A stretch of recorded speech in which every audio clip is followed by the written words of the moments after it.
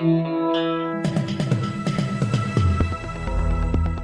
listening to the Betoota Advocate's weekly news wrap on Desert Rock FM 96.5. Welcome back to the Betoota Advocate News Bulletin.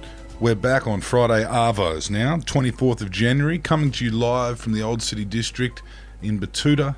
Recording here in the Budgie Smuggler booth, you are of course joined by myself, Clancy, editor of the Betoota Advocate and editor-at-large, Errol Parker. How are you, Errol? Great, mate. Now, but before we get into today's show, we've got an announcement to make, don't we, Clancy?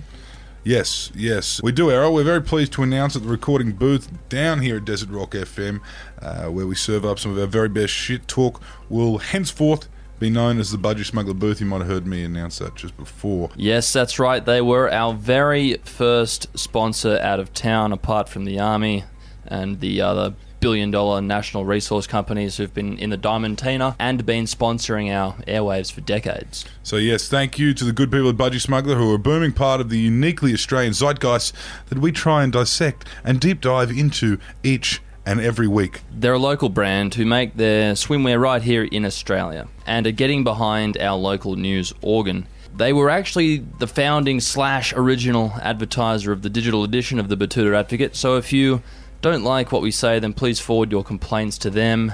And if you like what we say, then go ahead and visit their website and get behind them. budgiesmuggler.com.au. That's budgiesmuggler.com.au. You can even jump on and grab yourself a pair of the limited edition Betoota Dugongs Budgie Smugglers that the club has made up specially just to commemorate their historic season. Big year 2019 for the Betoota Dugongs. Anyway, Budgie Smuggler, that's the sponsor. Swimwear made in Australia. Now on to today's show, and we will hand over to the Nick McCardle of the Diamantina Shire. Wendell Hussey, how are you, Wendell? And what's in the news?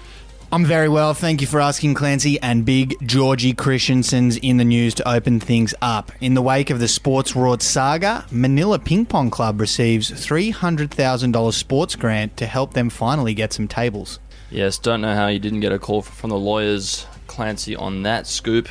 We were the only newspaper to cover it. I was almost certain that we would be getting another cease and desist letter from the government asking us to name our sources, which we will never do. You can come and get us. You can come and throw us in prison. We will never, ever name our sources. Good news for the Manila Central Ping Pong Club, and I'm sure they're glad that they have such a hard-working and honest local MP in the Dawson electorate member. That is Georgie Christensen. I've heard it works on the same type of principle as Lord Howe Island is actually a part of Tanya Plibersek's electorate, where you've got the people of Manila are represented in our parliament by George Christensen. Yes, it is similar, although I'm not sure that Tanya Plibersek would have made 28 trips to Lord Howe Island in two years. I think she said she'd been there once or twice. Yeah, no, George puts a lot of work in over there. Anyway, moving on as fast as we can. What else is in the news? Yes, we won't go into the comments on that one, and we'll move along to some more national news. Canberra HSV owner's hail damage shaped a lot like the toe of his 1999 Kookaburra Gold Crown. Good bit of kit, that.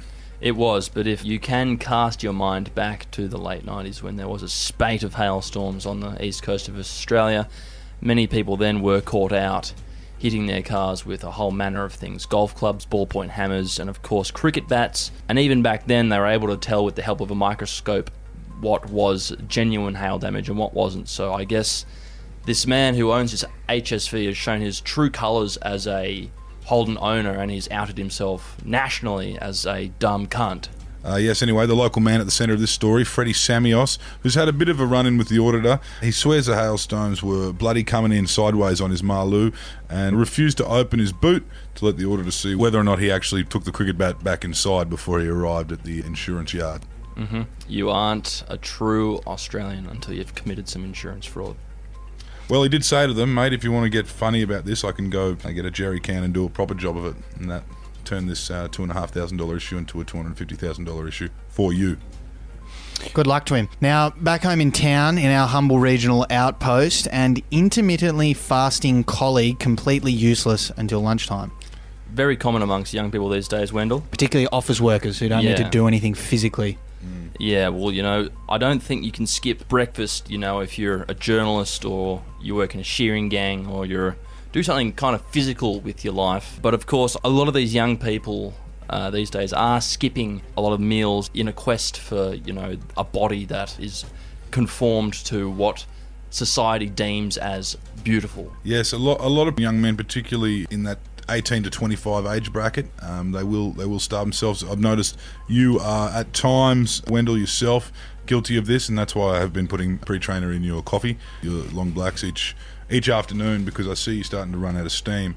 But you're not as bad as some of those young fellas working in the trades, and No. that's this next story. That is our next story, and it is mini water cooler bottle. Decent indication bloke on site takes some very hectic supplements. Tell us a little bit about some of these supplements that might require you to drink such a inappropriate amount of water. Yeah, so there's a lot of them, and they have different letters and numbers, and a lot of them have been banned over the last few years, 2010, 2011. A lot of these things got made illegal, but obviously you can get them on the internet, and a lot of these guys who have a pretty jacked kind of chiseled rig, who tend to enjoy grunting and throwing their weights down at the gym and wearing very tight stringlets, they like to take these supplements, and it means they need to flush through a lot of water through their body. I understand now. Well, it is that time of the year. It's festival Power to season. 'em. Festival season. These kids need to get that perfect V. Yep, but just remember, keep in mind that people are mortal. Of course, years ago we did lose the immortal Ziz. You just need to remember that the heart is also a muscle, and you can tear your heart, and if you tear your heart, you're dead.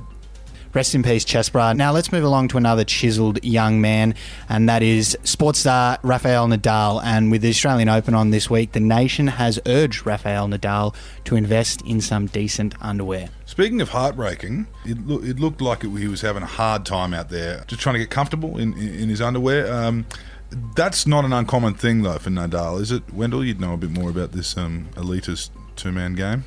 Yeah, it's something that I dabble in here and there. It is part of his pre-match ritual. He likes to comb his hair side to side, wipe the sweat, and then pick the wedgie before every single serve. He says it's a big problem for me. It's a big problem for me. He should talk to, what's his name, the Panda Patch, Pat Rafter. Of course, he was a great underwear ambassador for this country. Or we could get him some budgie smugglers. That might sort him out. Of course. budgiesmuggler.com.au. The world's comfiest underpants and swimmer.